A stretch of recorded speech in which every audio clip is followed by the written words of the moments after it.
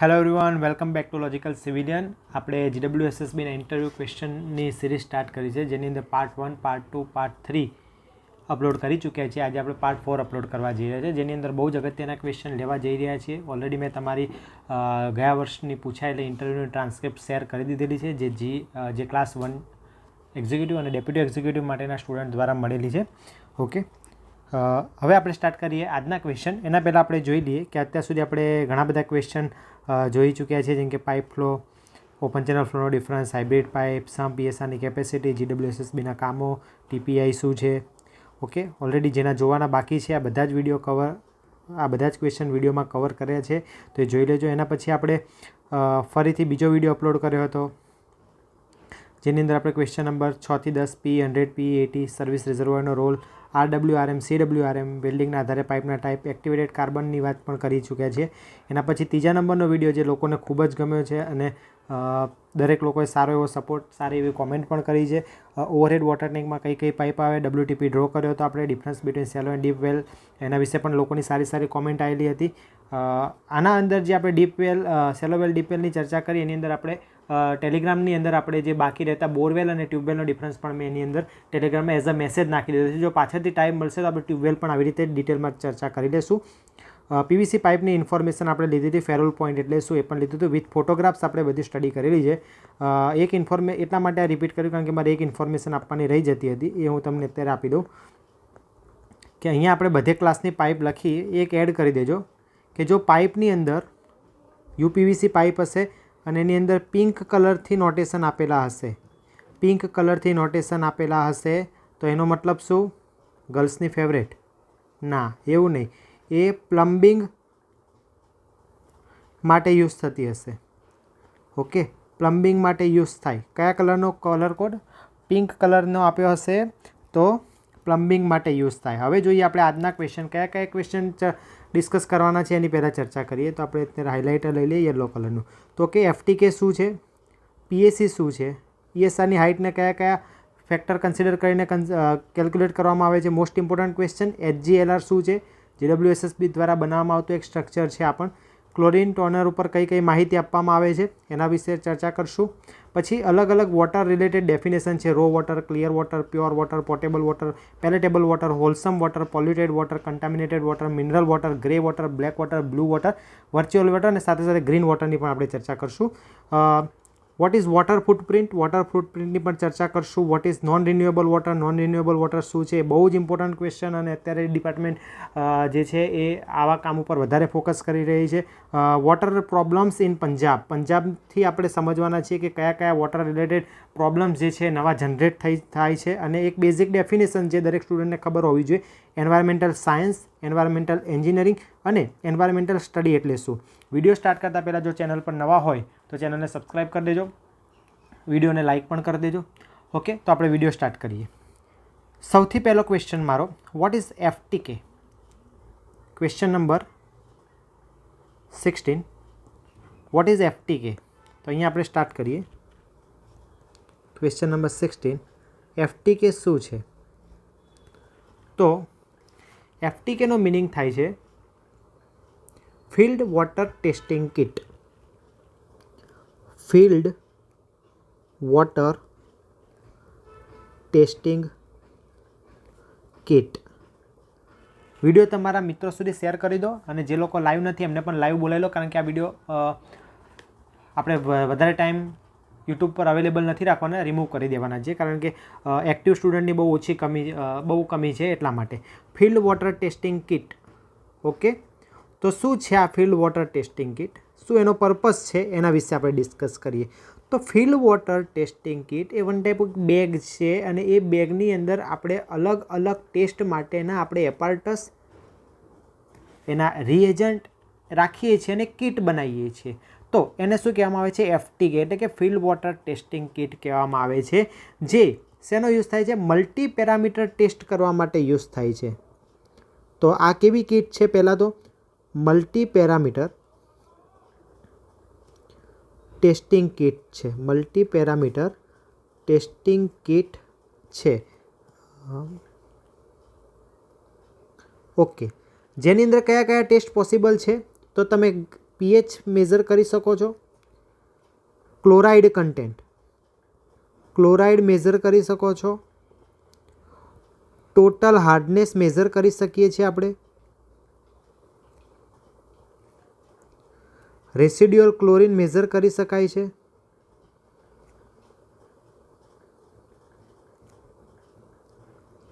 Fluoride measure કરી શકશું આપણે, બહુ જ ઇમ્પોર્ટન્ટ છે ફ્લોરાઇડ. એન્ડ નાઇટ્રેટ સાથે સાથે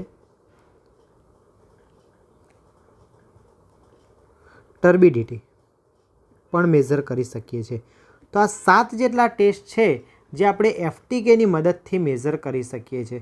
મિત્રો, હાલ જે પ્રોબ્લેમ્સ છે એ મેજરલી આના ઉપર બહુ હોય છે. કોના ઉપર?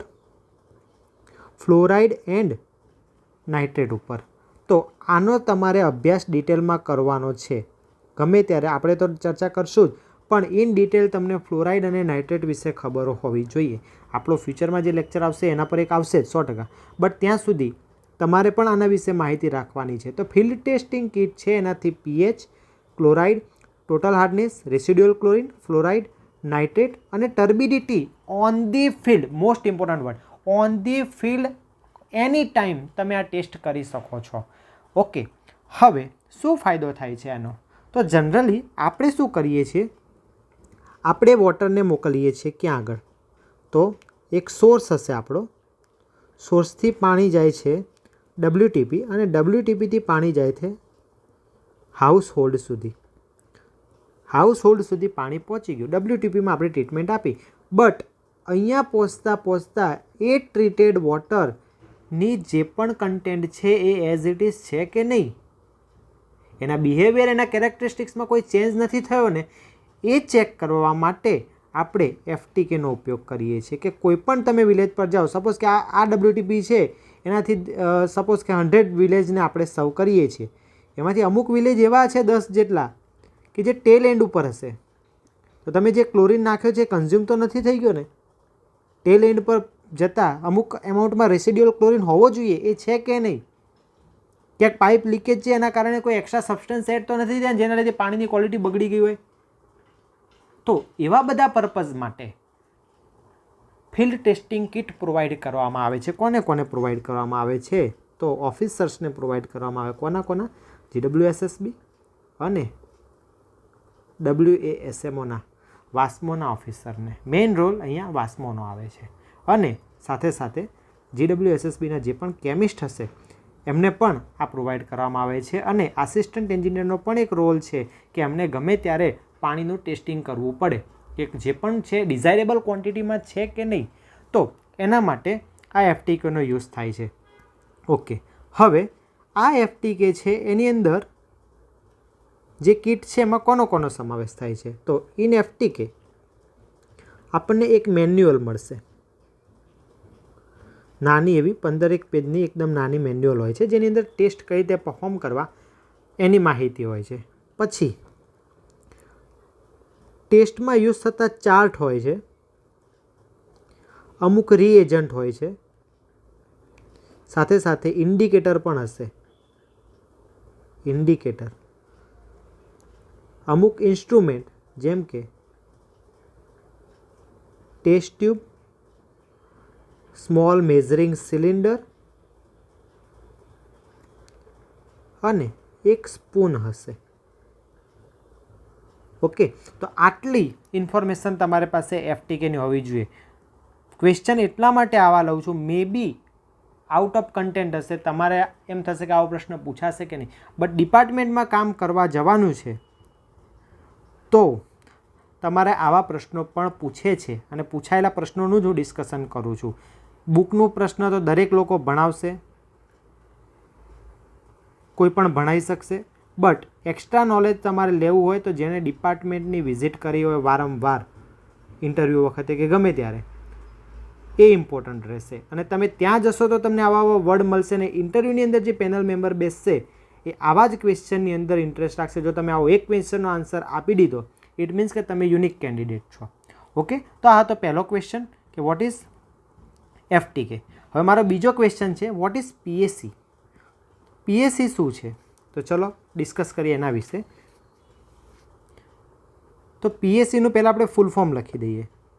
ઘણા વિદ્યાર્થીઓને ખબર હોય છે, ઘણા વિદ્યાર્થીઓ મને ઓલરેડી પીએસસી ઉપર ક્વેશ્ચન કર્યા છે, બરાબર, જે એક સારી વસ્તુ છે. તો ક્વેશ્ચન નંબર 17, પીએસસી શું છે? તો PSC means poly aluminium chloride, એક કેમિકલ છે. શું છે? Poly aluminium chloride.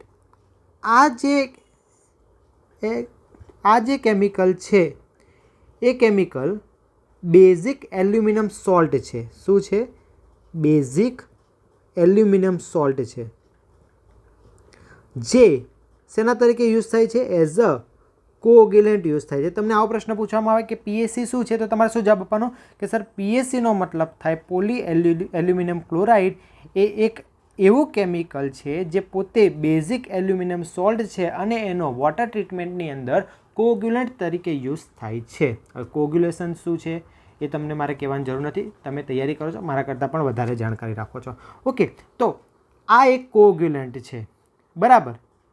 હવે મેઇનલી જે કોઓગ્યુલેશન પ્રોસેસ થાય છે WTPની અંદર, એ પ્રોસેસની અંદર આપણે એક એલમ યુઝ કરીએ છીએ અને બીજું પીએસસી યુઝ કરીએ છીએ. કોને કોને યુઝ કરીએ છીએ?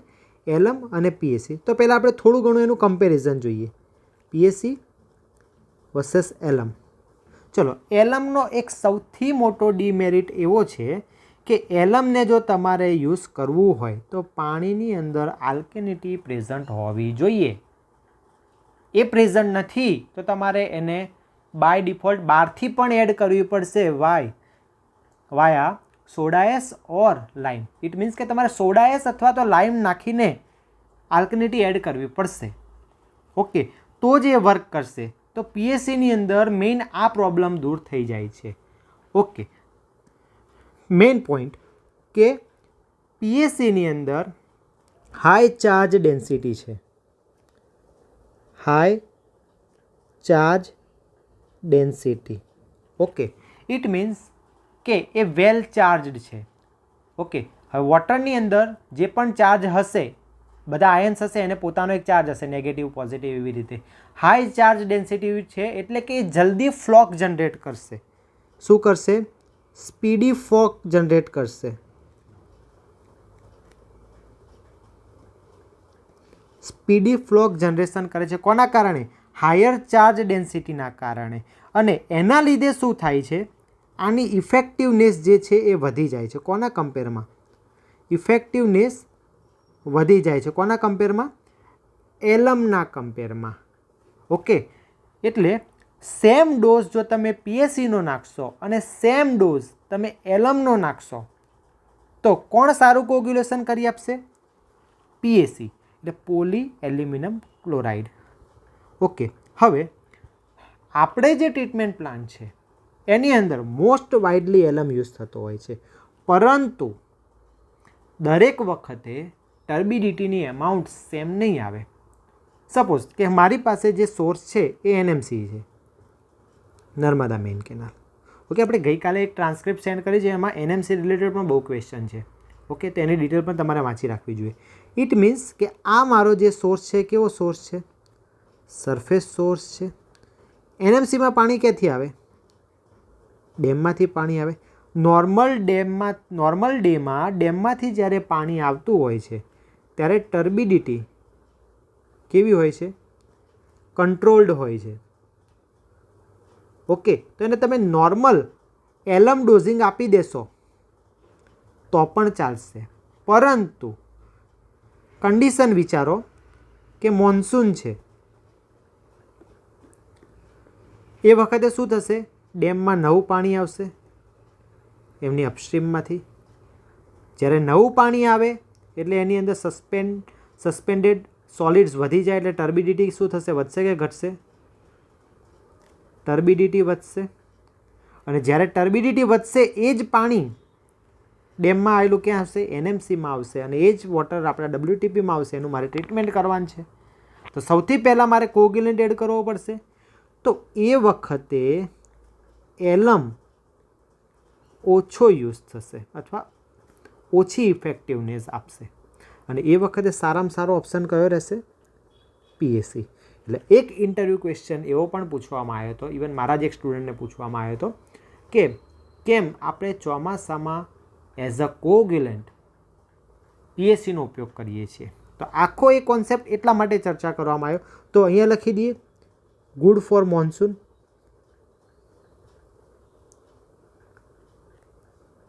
બીજું અહીંયા આપણે વાત કરી કે હાઈ ચાર્જ ડેન્સિટી છે, એના કારણે સ્પીડ ફ્લોક જનરેટ કરે છે અને ઇફેક્ટિવનેસ વધે છે. ઓકે, ઇફેક્ટિવનેસ વધવાનું એક બીજું કારણ કે જનરલી એ પાવડર ફોર્મમાં હોય છે, પાવડર ફોર્મમાં. અને પાવડર ફોર્મમાં હોય એટલે એનો સરફેસ એરિયા કેવો હોય? વધારે કે ઓછો? વધારે હોય.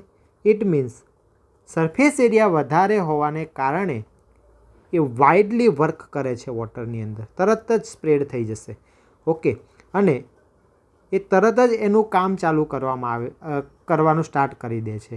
ઓકે, તો એના કારણે પણ એની ઇફેક્ટિવનેસ કેવી થઈ જાય છે? વધી જાય છે. બીજો એક અગત્યનો પોઈન્ટ કે પીએસસી પાવડર જે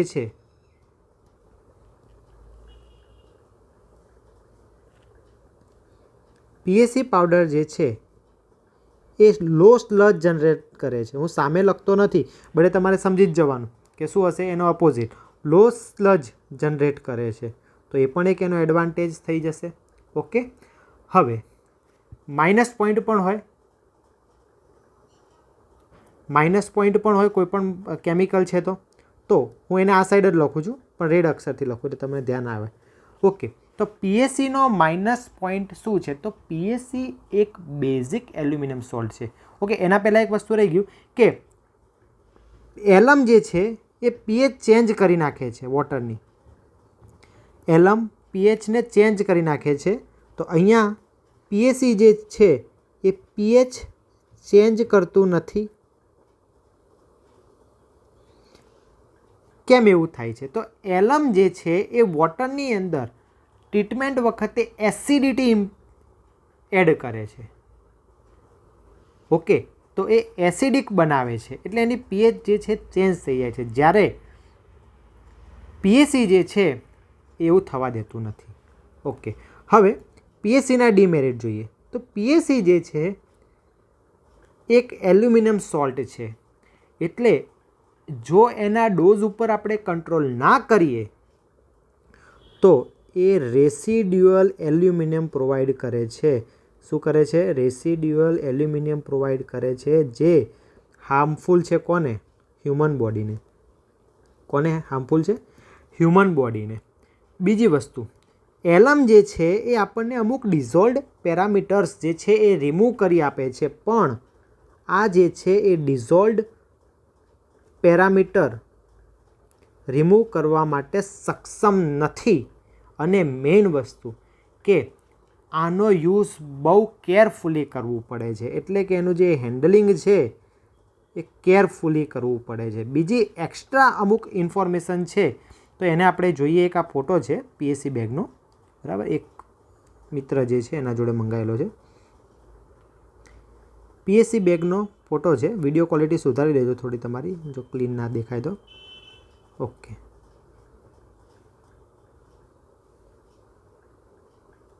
જોઈએ તો શું ઇન્ફોર્મેશન એની ઉપર આપેલી હોય છે. એટલા માટે આ બધી ઇન્ફોર્મેશન ભેગી કરું છું. અમુક વખત વિડીયો લેટ બનાવું છું, અમુક વખત વિડીયો લોંગ બનાવું છું, પણ તમે સાઇટ વિઝિટ ના કરી હોય તેમ છતાંય સામેવાળા જે ફેકલ્ટી હશે, જે ઇન્ટરવ્યૂમાં બેઠા હશે, એમને એવું લાગશે કે આ વ્યક્તિ સાઇટ વિઝિટ કરીને આવ્યો છે. ઓકે, તો કઈ ઇન્ફોર્મેશન આપેલી હોય છે જોઈ લો. એ કયા ટાઈપની બેઝિસિટી ધરાવે છે? તો પહેલાં તો બનાવે છે કોણ? GACL કંપનીનું નામ છે, Gujarat આલ્કલીઝ and chemical limited. Gujarat આલ્કલીઝ and chemical limited, જે પોતે એક ISO સર્ટિફાઈડ કંપની છે. કેવી છે? ISO સર્ટિફાઈડ કંપની છે, નિયર વડોદરા આવેલી છે. ઓકે, બીજી વસ્તુ, આ બેગ ઉપર ઇન્ફોર્મેશન આપી છે એની વાત કરું છું. મે બી બદલાઈ શકે, કોઈ બીજી કંપની બનાવતી હોય તો. મીડિયમ બેઝિસિટીનો છે, એનું ફૂલ ફોર્મ આપેલું છે poly aluminium chloride powder, PAC 30% SA. Okay, એનું નેટ વેટ, ઇટ મીન્સ કે જેમ સિમેન્ટની બેગ કેટલા કેજીની આવે? 50 કેજીની. આની બેગ કેટલાની આવે છે? 25 kgની અને એની એક્સપાયરી ડેટ, સિમેન્ટની એક્સપાયરી ડેટ 3 મંથ હોય, જેમ આની પણ એક્સપાયરી ડેટ સિમેન્ટની બેગ ઉપર કઈ કઈ ઇન્ફોર્મેશન આપેલી, આવો પ્રશ્ન ઘણી વખત પૂછાયેલો છે. તો એવો પ્રશ્ન અહીંયા પણ બની શકે. તો શું કીધું છે? Within 2 years from date of manufacturing. Date of મેન્યુફેક્ચરિંગની ડેટથી 2 વર્ષ, એટલે પીએસસી પાવડરની એક્સપાયરી ડેટ કેટલી વર્ષની હોય છે? 2 વર્ષની હોય છે. અને 30% એસે, એનો મતલબ શું છે? તો 30% સોલિડ એલ્યુમિનિયમ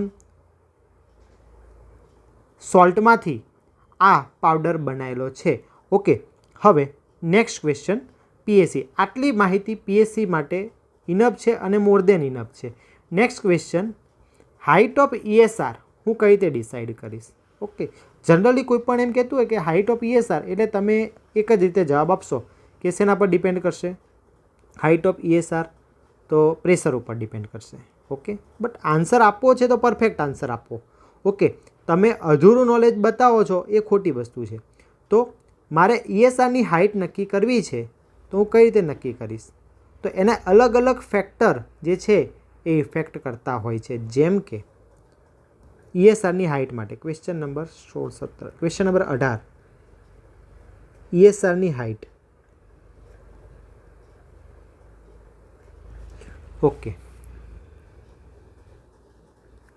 તો ESRનો પર્પઝ આપણને ખબર છે કે વોટરને સ્ટોર કરશે અને એક હેડ ઉપર પાણી આપશે. એક હેડ એટલે કે એનું હાઈ પ્રેશરાઇઝ વોટર ફ્લો કરાવી શકે ગ્રેવિટીથી, એ રીતે આપણને વોટરને સ્ટોર કરીને આપશે. આ એક ESR છે. ઓકે, એની હાઇટ મારે નક્કી કરવી છે.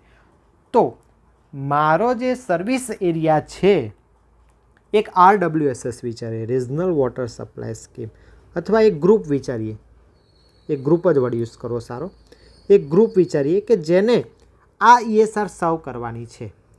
લેટ્સ સે કે એની અંદર 25 વિલેજીસ છે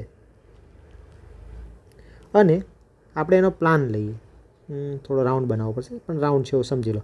એને દરેક ડાયરેક્શનમાં એ વોટર પ્રોવાઈડ કરશે આ રીતે, અલગ અલગ પાઇપ થ્રુ.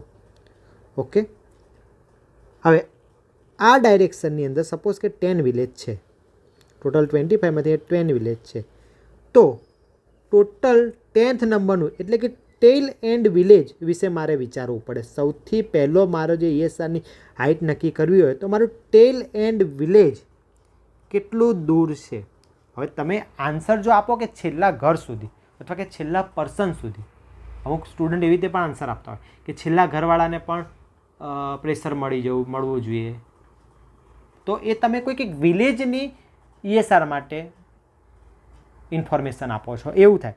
આપણે જે છે GWSSBનું ઇન્ટરવ્યૂ આપવા જઈએ તો આપણે ટેઇલ એન્ડ વિલેજ જ વર્ડ યુઝ કરવાનો. ઓકે, કારણ કે ઇન વિલેજ વર્ક જે છે પંચાયતનું હોય છે અથવા તો વાસ્મોવાળા કરતા હોય છે. પંચાયતનું મોસ્ટલી પંચાયત જ હેન્ડલિંગ કરતું હોય. ઓકે, તો આપણે વિલેજ વર્ડ યુઝ કરશું. ટેઇલ એન્ડ વિલેજને વોટર મળવું જોઈએ એ હેતુથી જ હું ડિઝાઇન કરીશ. અહીંયા 10 વિલેજ છે તો 10મા નંબરના વિલેજને પાણી મળે છે, એનો મતલબ આગળનાને મળે છે કે નહીં? યસ, આગળના વિલેજને પાણી મળે છે, એ પણ સેટિસ્ફેક્ટરી મળે છે. ઓકે, હવે પાણી મળે છે એટલું ઇમ્પોર્ટન્ટ ના હોવું જોઈએ, વિથ પ્રેશર એને પાણી મળવું જોઈએ. કેમ? કારણ કે ટેલ એન્ડ વિલેજમાં પણ અલગ અલગ ઘર હશે. ઓકે, ટેલ એન્ડ વિલેજમાં પણ અલગ અલગ ઘર હશે. હવે આમ તો એ વિલેજમાં પણ સંપ અને ESR હશે, તો ચલો આપણે એવું વિચારીએ કે સંપ સુધી જ પાણી આપવાનું છે, એ ઘરવાળું ભૂલી જાઓ. હવે એ આપણે સંપ સુધી આપણે પાણી પહોંચાડ્યું, પછી એ લોકો એને ESRમાં પાણી ચડાવશે, પણ આ સંપ સુધી પાણી પહોંચવું તો જોઈએ ને. જો ઓછા પ્રેશરથી પહોંચશે તો આખા દિવસમાં સંપ જ નહીં ભરાય. સમજો છો હું શું સમજાવવા માગું છું? આ સંપ જ નહીં ભરાય. ઓકે, તો એ જે વિલેજ છે ટેલ એન્ડ, એને સફિશિયન્ટ પ્રેશર મળવું જોઈએ. ઇટ મીન્સ કે સૌથી પહેલો ફેક્ટર કયો આવે? તો minimum residual pressure in distribution system for farthest point from elevation storage reservoir. It means કે આ સ્ટોરેજ રિઝર્વોયરથી ફાર્ધેસ્ટ પોઈન્ટ એટલે સૌથી દૂરનું વિલેજ, ફાર્ધેસ્ટ પોઈન્ટ કયો છે એને રેસિડ્યુઅલ પ્રેશર મળવું જોઈએ અને એ રેસિડ્યુઅલ પ્રેશર જે સિસ્ટમમાં હોવું જોઈએ જનરલી એટલીસ્ટ 5 મીટર હેડ અવેલેબલ હોવો જોઈએ. એ રીતે તમારે એની ડિઝાઇન કરવાની છે. Point number 1. બીજું, elevation of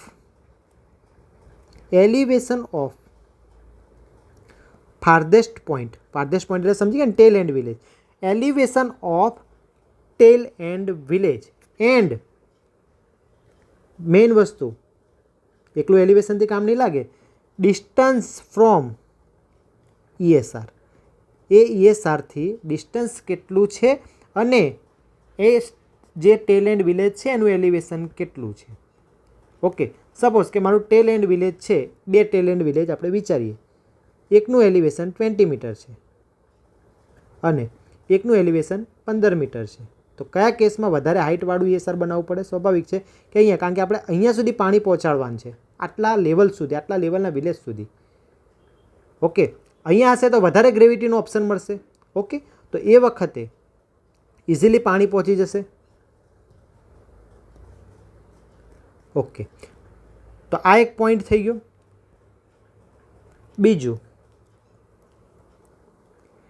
head loss due to friction.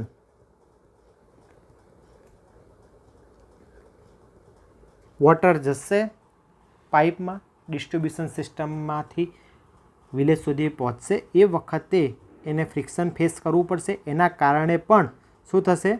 Head loss થશે. તો હેડ લોસ ડ્યુ ટુ ફ્રિક્શનને પણ તમારે મગજમાં રાખવો પડે. તો એકલો પ્રેશર જવાબ નહીં આપવાનો. તો શું જવાબ આપવો પડે આપણે? તો એક, minimum pressure in distribution system. તો pressure in distribution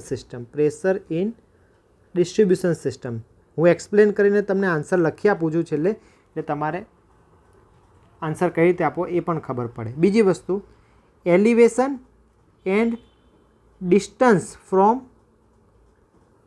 ESR. And ત્રીજા નંબરે હેડ લોસ ડ્યુ ટુ ફ્રિક્શન. તો આટલી ઇન્ફોર્મેશન અથવા આટલા ફેક્ટરને ધ્યાનમાં તમે લેશો પછી શું કરવું પડશે? તમારે ESRની ડિઝાઇન કરવી પડશે. તો આ એક ક્વેશ્ચન હતો.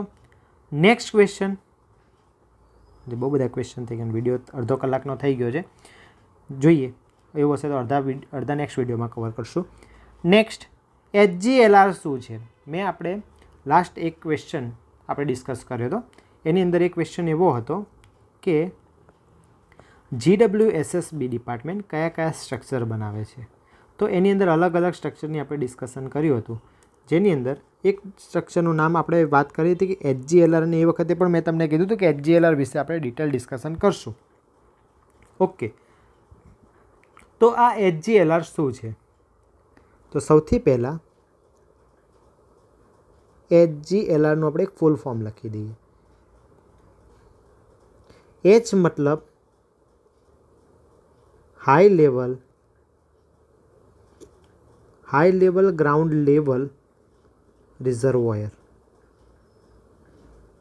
ઓકે, તો HGLR એટલે કે high level ground level reservoir. High level single word છે, ગ્રાઉન્ડ લેવલ GL આપણે કહીએ છીએ જનરલી. તો high level ground level reservoir, જેને શું કહેવામાં આવે? HGLR કહેવામાં આવે. અને આ HGLR છે એ આપણને 2 ફાયદા આપે છે. એટલે એક એવું સ્ટ્રક્ચર છે કે જે કોમ્બિનેશન છે, કોનું? Combination of elevated storage reservoir plus ground storage reservoir. Okay, આ ગઈકાલે જે મેન્યુઅલ મોકલી છે મેં, એની અંદર આ ક્વેશ્ચન છે. ESR અને GSR શું છે બંને આપણે ડિટેલમાં ડિસ્કસ કર્યું છે. ESRના મેં દરેક પ્રશ્ન લઈ લીધા છે. હજુ 1-2 પ્રશ્ન લઈ લઈશ એટલે તમારે ESR જે છે એ ટેકનિકલી તમારા બધા જે કોન્સેપ્ચ્યુઅલ ક્વેશ્ચન બનશે એ બધા આવડશે. અને IS 3370ના ક્રાઇટેરિયા તમે ઓર્ડર કરી નાખો એટલે એ પ્રશ્ન તમારા બધા ક્લિયર. ઓકે, GSR એટલે ગ્રાઉન્ડ સ્ટોરેજ રિઝર્વોયર, જેને આપણે સંપ પણ કીધું હતું. તો હા, HGLR એક એવું સ્ટ્રક્ચર છે જે કોમ્બિનેશન છે ESR પ્લસ GSRનું. ઓકે, હવે કઈ રીતે આવું થશે શક્ય એ વિચારીએ. તો આની અંદર 2 કન્ડિશન વિચારવાની. કે આ જે છે પહેલાં તો એક વિલેજ લેવલનું સ્ટ્રક્ચર છે. આ કોઈક એવું નહીં બની શકે કે તમે એક સ્ટ્રક્ચર બનાવો તમે 5 થી 10 ગામને સર્ચ કરો સર્વ કરો. ઓકે, HGLR એક વિલેજ લેવલનું સ્ટ્રક્ચર છે. સપોઝ કે આ એક મારું વિલેજ છે, આ આપણે એને પ્લાન લીધો, બરાબર. એક સેક્શન વિચારીએ, આ સેક્શન ઉપર આપણને ખબર છે કે આ એલિવેશન છે એ ગમે તે લેવલનું હશે, બરાબર. ગામનું એલિવેશન આ રીતનું હોઈ શકે. ઓકે, તો HGLR જનરલી હાઈ લેવલ પર કન્સ્ટ્રક્ટ કરવામાં આવતો ઓન ગ્રાઉન્ડ સમ્પ જ છે. તો અહીંયા હું શું કરી દઈશ, એક સમ્પ બનાવી દઈશ. ઓકે, તો આ જે સમ્પ થયો કે જે ઓલરેડી હાઈ ગ્રાઉન્ડ લેવલ પર બનાવ્યો છે, તો આ જે મિનિમમ નીચેનો પોઈન્ટ હશે એના માટે એકદમ હાઈ હેડ અવેલેબલ હશે, આટલો પ્લસ આટલો. ઇટ મીન્સ કે આ પોઈન્ટ માટે તો એ પોતે ESR જેવું જ કામ કરશે અને પોતે ઓન ગ્રાઉન્ડ છે એટલે એ GSRનું કામ કરશે. તો elevated storage reservoir plus ground storage રિઝર્વોયરનું કોમ્બિનેશનવાળું સ્ટ્રક્ચર એને શું કહેવામાં આવે, HGLR. બીજી વસ્તુ કે આવી કન્ડિશન નથી ગામમાં, નોર્મલ કન્ડિશન છે, તો શું કરવામાં આવે કે એક પ્લેટફોર્મ બનાવવામાં આવે નીચે કોન્ક્રીટનું અથવા RCCનું. ઓકે, અને એના ઉપર ટેન્ક બનાવવામાં આવે. જો આના ફોટોસ છે મારા જોડે, હું આમાં એડ કરવાનું ભૂલી ગયો છું, બટ આપણે ગ્રુપમાં વહેલા મોડા શેર કરી દઈશું. ઓકે, તો એક પ્લેટફોર્મ બનાવ્યું, એનો હેડ પ્લસ આનો હેડ, તો એ અલ્ટિમેટલી એ ગામને આરામથી સર્વ કરી શકશે એટલો હેડ એ બનાવી દે. તો આ સ્ટ્રક્ચર પણ કેવું કહેવાય, HGLR. ઓકે, તો આનાથી શું થશે ફાયદો, એક તો તમે ESR બચાવી દીધી. પહેલાં કોઈપણ ગામમાં કેવી સિસ્ટમ હોય, એક GSR તો હશે જ એની જગ્યાએ અને એક ESR પણ હશે, પણ એની જગ્યાએ આપણે એક જ સ્ટ્રક્ચર બનાવ્યું. તો પહેલો એડવાન્ટેજ લેસ ઇન્વેસ્ટમેન્ટ, પેલા બેની કમ્પેરમાં લેસ કન્સ્ટ્રક્શન કોસ્ટ. પછી બીજું એક ESR હોય અને એક આવું સ્ટ્રક્ચર છે, તો કોનું મેન્ટેનન્સ ઇઝી પડશે, HGLRનું. તો શું થશે એનો ફાયદો, ઇઝી મેન્ટેનન્સ.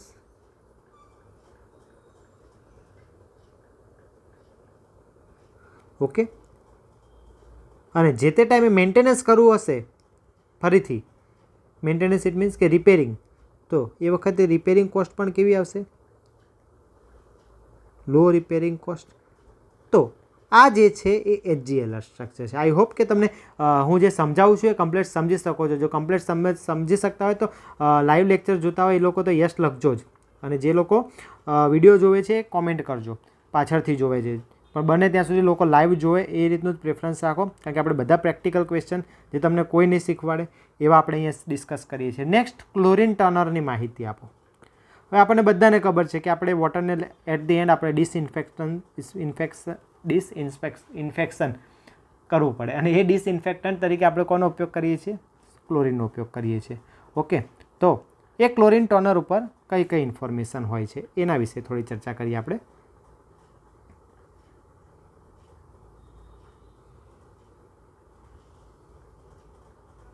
જસ્ટ એક જ મિનિટ.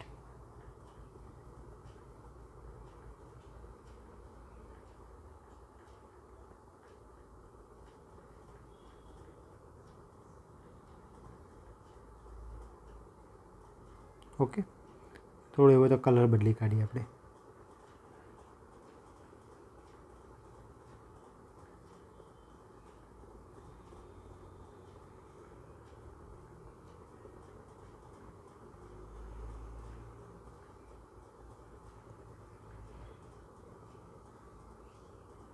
ઓકે, હવે સફિશિયન્ટ ઇન્ફોર્મેશન છે.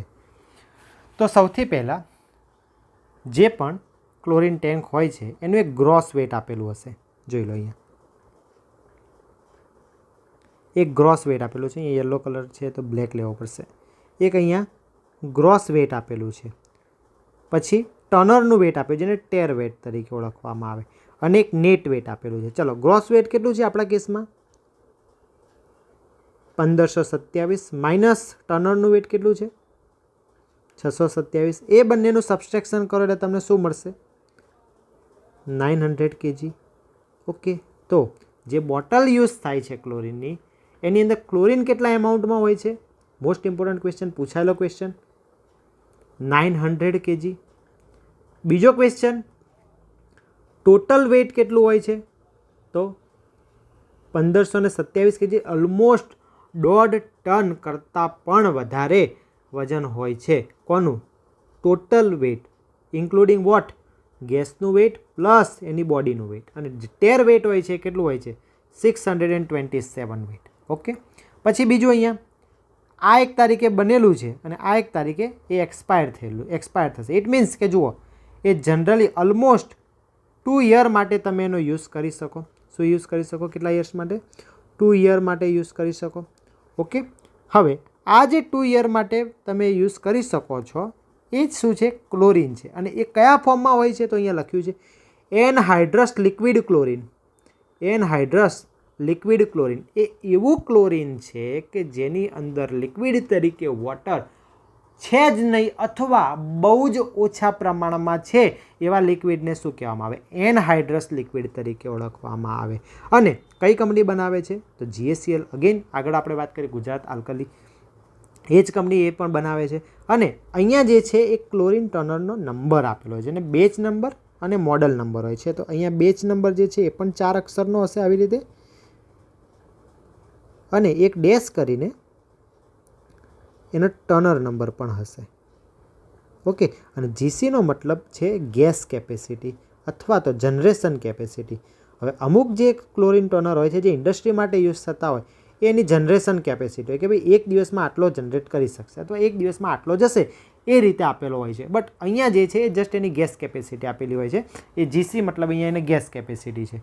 ઓકે, તો આ જે છે એ ક્લોરીનની ઇન્ફોર્મેશન. ક્લોરીન જે છે એ બહુ જ ઇમ્પોર્ટન્ટ રહે છે. કેમ? કારણ કે કોઈ પણ પ્લાન્ટ હોય, હજુ આપણે ક્લોરીન ઉપર જ છીએ, બીજા બધામાં મોડિફિકેશન આવ્યું, બટ આપણા વોટર ટ્રીટમેન્ટ પ્લાન્ટની અંદર આપણે ક્લોરીનની બહાર નીકળી શક્યા નથી.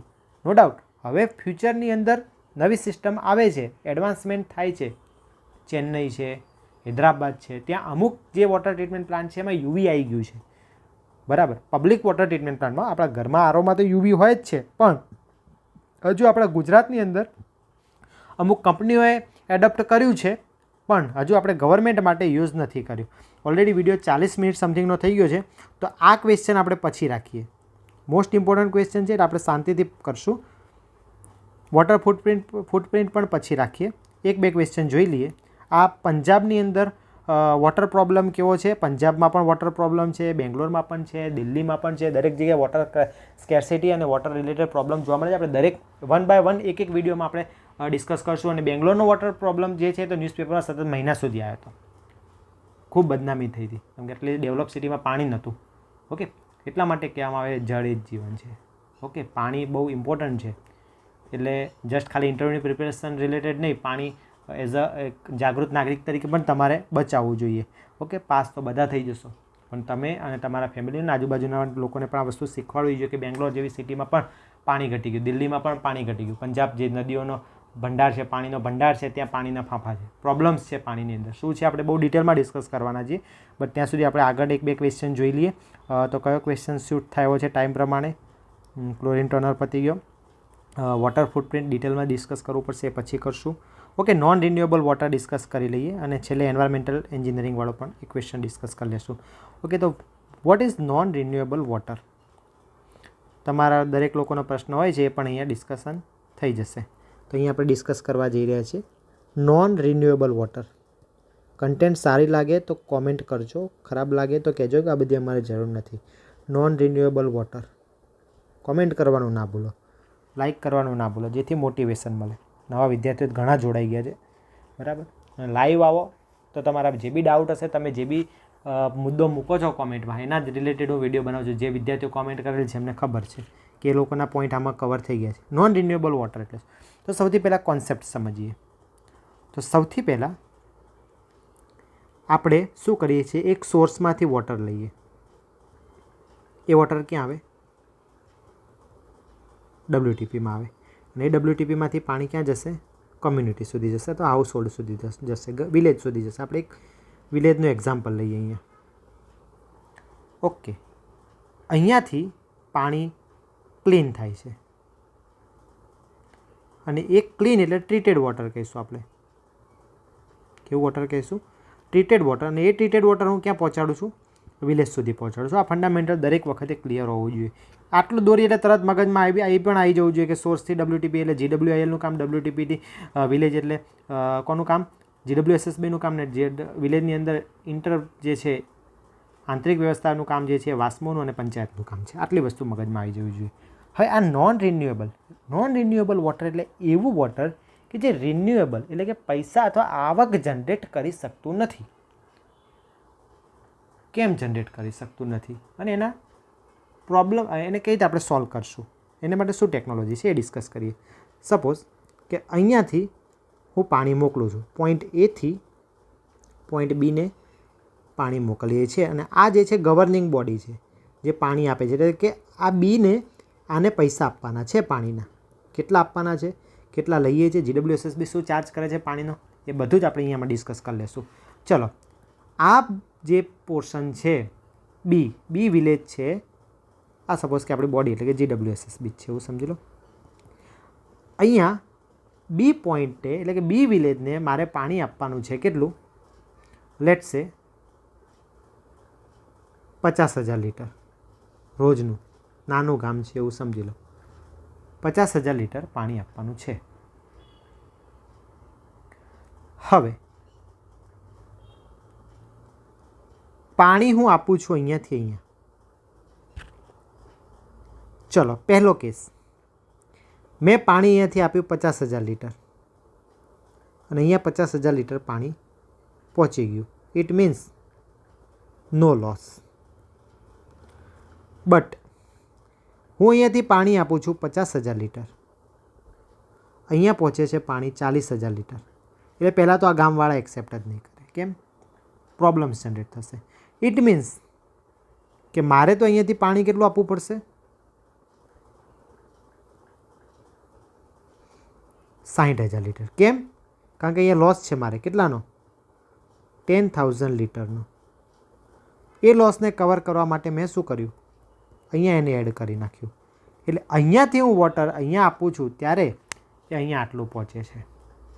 તો અહીંયા વોટર જે છે એ લોસ થયો કેટલાનો? 10,000 લીટરનો શું થાય છે? લોસ થાય છે. હવે આ જે વિલેજ છે અથવા કમ્યુનિટી છે અથવા સિટી છે અથવા કંપની છે એ પે કરે છે કોને? જે તે બોડીને. સપોઝ એ વિલેજ છે તો અત્યારે GWSSBનો જે ચાર્જ છે એ 2 રૂપીઝ પર કિલો લીટર. ઇટ મીન્સ કે 1,000 લીટરના 2 રૂપિયા. જો નગરપાલિકા અથવા સિટી છે, ટ્રીટેડ વોટરની વાત છે, ટ્રીટેડ વોટર, નગરપાલિકા અથવા સિટી છે તો એને 4,000 પર કિલો લીટર એટલે કે 1,000 લીટરના 4 રૂપિયા. અને કોઈ ગવર્મેન્ટલ ઓર્ગેનાઇઝેશન છે, સ્કૂલ છે, ધાર્મિક સંસ્થા છે એટલે કે રિલિજિયસ, એનો વોટરનો ચાર્જ છે 10 રૂપીસ પર કિલો લીટર એટલે કે 1,000 લીટરના કેટલા રૂપિયા? 10 રૂપિયા. અને કોઈ કંપની છે એને પાણી આપવાનો ચાર્જ છે 65 રૂપીસ પર કિલો લીટર એટલે કે 1,000 લીટરના કેટલા? 65 રૂપિયા. આ જે છે એ શું છે? ચાર્જ છે. કોના? પાણીના.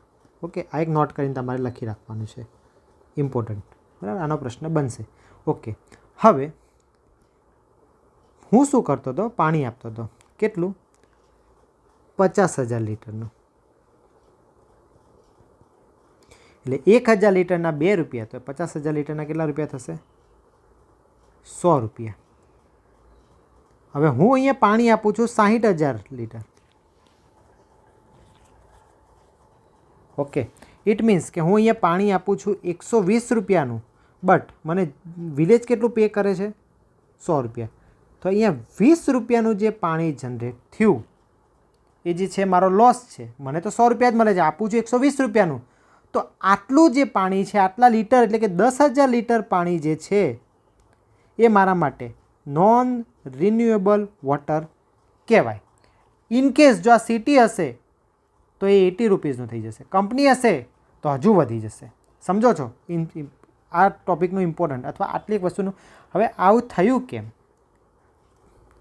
તો એક પ્રોબ્લેમ છે કે વચ્ચે પાણીનો લીકેજ હોઈ શકે, અથવા અનઓથોરાઇઝ્ડ રીતે પાણીની ચોરી થતી હોઈ શકે. તો થેફ્ટ આપણે ભણીએ છીએ વોટર લોસીસ થેફ્ટથી પણ થઈ શકતા હોય. ઓકે, તો એના કારણે એક તો આપણને એ આઈડિયા આવશે. હવે બીજી વસ્તુ કે મને એ ખબર કઈ રીતે પડશે કે પાણી ઓછું ગયું? તો અત્યારે ગવર્મેન્ટ અથવા તો કોઈ પણ સ્ટેટ બહુ એડવાન્સ જાય છે. જે લોકો ફ્લો મીટર ઇન્સ્ટોલ કરેલા હોય છે. શું કરેલું હોય છે? Flow meter. ઇટ મીન્સ કે પોઈન્ટ એ પર હું ફ્લો મીટર ઇન્સ્ટોલ કરું એન્ડ પોઈન્ટ બી પર ફ્લો મીટર ઇન્સ્ટોલ કરું. નો ડાઉટ બી તો કોના એના રીડિંગ પ્રમાણે જ પે કરશે, બટ અહીંયાથી મને ખબર પડી જાય કે ભાઈ હું અહીંયાથી 10 લીટર પાણી મોકલતો અહીંયા 9 લીટર પહોંચે. ઇટ મીન્સ કે અહીંયા કંઈક પ્રોબ્લેમ છે. તો આ ફ્લો મીટર જે છે એનું એક સોલ્યુશન આવશે. એટલે આપણે પછી ચેક કરશું આખી લાઈન કે કોઈ પ્રોબ્લેમ છે, લીકેજ છે, તો એને સોલ્વ કરી નાખશું. તો આ એક હતો કોન્સેપ્ટ આખો નોન રિન્યુએબલ વોટર. ઓકે, પણ નોન રિન્યુએબલ વોટરની ડેફિનેશન શું? આ તમને એક્સપ્લેન કરી આપ્યું. તો નોન રિન્યુએબલ વોટર એ એવું વોટર છે જે આપણને કોઈપણ જાતની ઇન્કમ જનરેટ કરી આપતું નથી. હવે આટલું સસ્તું વોટર મળે છે, બટ ટ્રીટમેન્ટ જે છે એ આટલી સસ્તી નથી. કેમ કે ટ્રીટમેન્ટ જે છે એની અંદર અલગ અલગ પ્રોસેસ આવે છે. હવે આપણે સોર્સમાંથી વોટર લેશું. સોર્સ સપોઝ કેનાલ છે, તો એ કેનાલને જનરલી 6 રૂપીસ પર 1000 લીટર આપણે પે કરીએ. આ બધા મેં જાણેલા વેબસાઇટ ઉપરના ભાવ છે, એટલે એક વખત રીવેરીફાઈ કરી દેજો. આમ તો ઓલમોસ્ટ સાચા જ છે, બટ તમે વેબસાઇટ જોશો એટલે તમને આઈડિયા આવશે. ઓકે, તો વોટરના જે ભાવ હતા રો વોટરના એટલા જ અહીંયા હતા. ઇટ મીન્સ કે વોટર તો અહીંયા જ આપણે જે ચાર્જ લીધો એ તો અહીંયા જ ફિનિશ થઈ ગયો, પ્લસ ટ્રીટમેન્ટના એક્સ્ટ્રા જશે. એટલે ગવર્મેન્ટ ખૂબ એક્સ્ટ્રા પે કરે છે પર 1000 લીટર, જે આપણને અથવા વિલેજને 2 રૂપીસ મળે છે, બટ એનો treatment cost almost 60 to 70 rupees થઈ જાય છે. ક્લોરિન એડ કરો, પીએચસી એડ કરો, એની પાછળના માણસો રાખવાના, ઘણો બધો એક્સ્ટ્રા. તો એ 60 to 70 rupees or more than it એટલું થઈ જાય છે. તેમ છતાંય વોટરનો વેસ્ટેજ થાય છે. એટલે જ મેં કીધું કે પાણી જે છે એ બહુ અમૂલ્ય છે, એને સાચવવું જરૂરી છે. આપણા ત્યાં આવે છે એનો મતલબ એવું નથી કે એ ઇઝીલી મળી જાય છે એટલે બધું પૂરું. સમજો છો હું શું કહેવા માગું છું? તો આ હતો કોન્સેપ્ટ આખો નોન રિન્યુએબલ વોટરનો. અને નેક્સ્ટ એક ક્વેશ્ચન લઈ લઈએ કે એન્વાયરમેન્ટલ સાયન્સ, એન્વાયરમેન્ટલ સ્ટડી અને એન્વાયરમેન્ટલ એન્જિનિયરિંગ એટલે શું? ઓકે, કેમ આ ક્વેશ્ચન લીધો એ મેં ઓલરેડી ગ્રુપમાં ડિસ્કસ કરી લીધું હતું, કારણ કે મેં એક પોલ મૂક્યો હતો કે કોણ કોણ એવા સ્ટુડન્ટ છે કે જે ઇન્ટરવ્યૂની અંદર બોલવાના છે કે મારો ફેવરેટ સબ્જેક્ટ આ છે, મેં આ વાંચીને આવ્યો છું. તો એ પ્રમાણે આપણે ઓલમોસ્ટ 75% સ્ટુડન્ટ એવા હતા, 150 જેટલા લોકોએ પોલ કર્યો હતો. એમાંથી 75% ઓલમોસ્ટ 100 સમથિંગ જે સ્ટુડન્ટ છે એ લોકો એવું બોલવાના છે કે હું સર એન્વાયરમેન્ટલ એન્જિનિયરિંગ વાંચીને આવ્યો છું. અને એન્વાયરમેન્ટના ફેકલ્ટી બેસશે, એટલે એ લોકો તો પહેલા જ દિવસે કોલેજમાં ટોપિક ભણાવતા હોય છે. તો સૌથી પહેલો ક્વેશ્ચન મારો, એન્વાયરમેન્ટલ સાયન્સ એટલે શું? એન્વાયરમેન્ટલ સાયન્સ એટલે શું?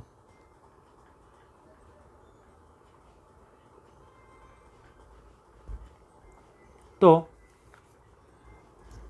એન્વાયરમેન્ટલ સાયન્સ એ એક સાયન્ટિફિક સ્ટડી છે. સાયન્ટિફિક સ્ટડી છે જેમાં અર્થ, વોટર, એર અને માઇક્રો ઓર્ગેનિઝમની સ્ટડી થાય છે, તેમજ એની હ્યુમન ઉપર ઇમ્પેક્ટ અને હ્યુમનની એન્વાયરમેન્ટ ઉપર ઇમ્પેક્ટ.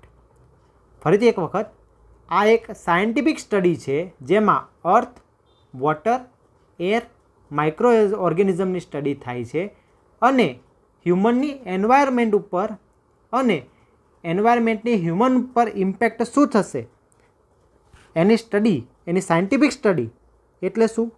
Environmental science. જે વર્ડ હું બોલું છું એ તમે નોટ કરી લેજો, કારણ કે હું લખવા રહીશ તો ઓલરેડી વિડીયો લોંગ થઈ ગયો છે. નેક્સ્ટ, એન્વાયરમેન્ટલ એન્જિનિયરિંગ એટલે શું? પહેલાં આ બધી વસ્તુ સમજવા પહેલાં આપણને એન્વાયરમેન્ટ એટલે શું એ ખબર હોવી જોઈએ પાછી. તો એન્વાયરમેન્ટ એટલે શું? સરાઉન્ડિંગ, આપણી આસપાસનું બધું. નાના ત્રીજા ધોરણમાં એટલે પર્યાવરણની વ્યાખ્યા આવતી. પર્યાવરણ એટલે શું? તો કે આપણી આસપાસનું બધું. તો એન્વાયરમેન્ટ મતલબ સરાઉન્ડિંગ. સરાઉન્ડિંગમાં જે છે બધું એન્વાયરમેન્ટ જ છે. એની અંદર ગેસ, લિક્વિડ બધું જ આવી જશે. સોલિડ એટલે કે અર્થ, વોટર અને એર બધું આવી જશે. હવે આપણે બીજો વર્ડ હતો એન્વાયરમેન્ટલ એન્જિનિયરિંગ એટલે શું? તો એન્વાયરમેન્ટના પ્રોટેક્શન અને એન્હેન્સમેન્ટ માટે જે પણ એન્જિનિયરિંગ લગાવીએ એને એન્વાયરમેન્ટલ એન્જિનિયરિંગ કહેવામાં આવે છે, જેનો main purpose environment, public health અને પબ્લિક વેલફેરની ક્વોલિટી ઇમ્પ્રૂવ કરવાનો છે. ફરીથી, એન્વાયરમેન્ટના પ્રોટેક્શન એન્ડ એન્હેન્સમેન્ટ માટે જે પણ એન્જિનિયરિંગ લગાવીએ એને એન્વાયરમેન્ટલ એન્જિનિયરિંગ કહેવામાં આવે છે, જેનો main purpose environment, public health અને પબ્લિક વેલફેરની ક્વોલિટીને ઇમ્પ્રૂવ કરવામાં તે થાય છે. જેમાં કોનો સમાવેશ થાય છે? Engineering aspect, planning, designing, construction and maintenance of structure. પણ કયા structure? Water treatment plant related structure and sewage treatment plant related structure. તો મેઇનલી એન્વાયરમેન્ટલ એન્જિનિયરિંગ આને કહેવામાં આવે. આને જ બે ભાગમાં આપણે કન્વર્ટ કરીએ, એક વોટર એન્જિનિયરિંગ અને બીજું વેસ્ટ વોટર એન્જિનિયરિંગ. અને એને કમ્બાઇનલી શું કહેવામાં આવે છે? એન્વાયરમેન્ટ એન્જિનિયરિંગ અથવા તો most important public health engineering, public health engineering અથવા તો સેનિટરી એન્જિનિયરિંગ તરીકે ઓળખવામાં આવે છે. અને ત્રીજા નંબરનું અગત્યનું ટર્મ એટલે એન્વાયરમેન્ટલ સ્ટડી એટલે શું? એન્વાયરમેન્ટલ સ્ટડી એટલે શું? તો એન્વાયરમેન્ટલ સ્ટડી એક બ્રોડર બ્રાન્ચ છે જેમાં એન્વાયરમેન્ટની દરેકે દરેક આસ્પેક્ટથી સ્ટડી કરવામાં આવે છે, જેની અંદર એન્વાયરમેન્ટલ સાયન્સનો સમાવેશ થઈ જશે, જેની અંદર એન્વાયરમેન્ટલ એન્જિનિયરિંગનો પણ સમાવેશ થઈ જશે, જેની અંદર એન્વાયરમેન્ટનો સોશિયલ આસ્પેક્ટથી પણ સ્ટડી થશે અને environmental related lose and regulation generate કરવાનું કામ જે છે એ કોના અંડરમાં આવે છે? તો એન્વાયરમેન્ટલ સ્ટડી. તો મેઇનલી 3 બ્રાન્ચ છે, environmental science, environmental engineering, environmental study. તો આઈ થિંક બધું તમને આઈડિયા આવી ગયો હશે. તો બહુ અગત્યનો ટોપિક મારી દૃષ્ટિએ હતો. તો કયા ક્વેશ્ચન આજે આપણે ડિસ્કસ કરીએ એક વખત ફરીથી?